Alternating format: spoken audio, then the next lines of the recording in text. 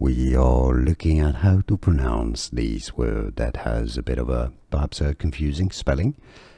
We'll be looking at how to say more confusing vocabulary from English, so stay tuned.